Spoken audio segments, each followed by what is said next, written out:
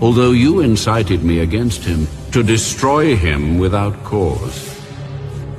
Skin for skin.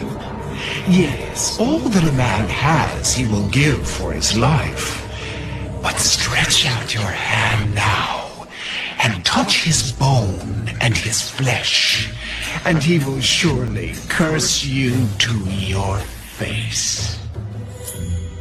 Behold, he is in your hand, but spare his life. So Satan went out from the presence of the Lord, and struck Job with painful boils from the sole of his foot to the crown of his head. And he took for himself a potsherd with which to scrape himself, while he sat in the midst of the ashes. Then his wife said to him, "Do you still hold fast to your integrity? Curse God and die." You speak as one of the foolish women speaks. Shall we indeed accept good from God? And shall we not accept adversity? In all this, Job did not sin with his lips. Now, when Job's 3 friends heard of all this adversity that had come upon him, each one came from his own place. Eliphaz the Temanite, Bildad the Shuhite, and Zophar the Naamathite. For they had made an appointment together to come and mourn with him, and to comfort him. And when they raised their eyes from afar, and did not recognize him, they lifted their voices and wept, and each one tore his robe, and sprinkled dust on his head toward heaven. So they sat down with him on the ground 7 days and 7 nights, and no one spoke a word to him, for they saw that his grief was very great. Job, chapter 3. After this, Job opened his mouth and cursed the day of his birth. May the day perish on which I was born, and the night in which it was said, a male child is conceived. May that day be darkness.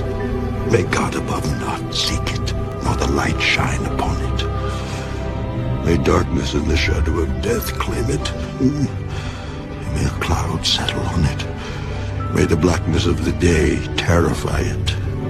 As for that night, may darkness seize it.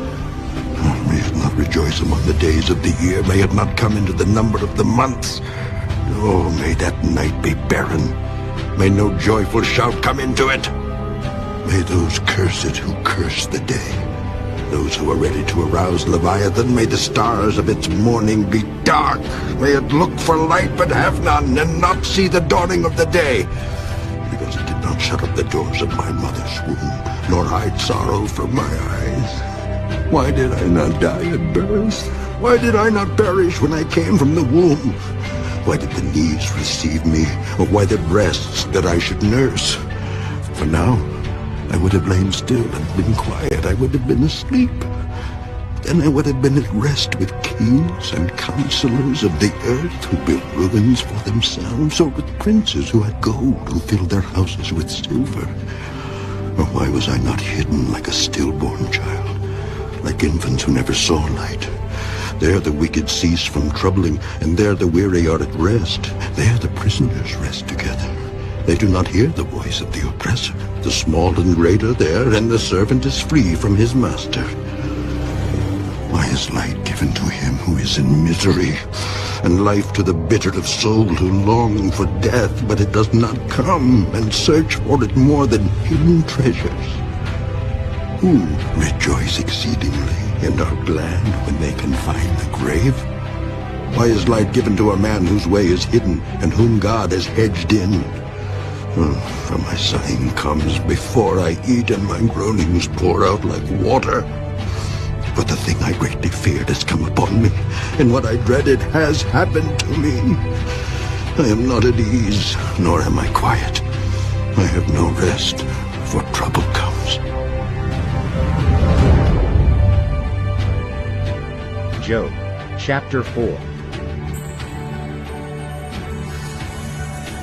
Then Eliphaz the Temanite answered, If one attempts a word with you, will you become weary? But who can withhold himself from speaking? Surely you have instructed many, and you have strengthened weak hands. Your words have upheld him who was stumbling, and you have strengthened the feeble knees. But now it comes upon you, and you are weary. It touches you. Although you incited me against him to destroy him without cause. Skin for skin. Yes, all that a man has he will give for his life. But stretch out your hand now, and touch his bone and his flesh,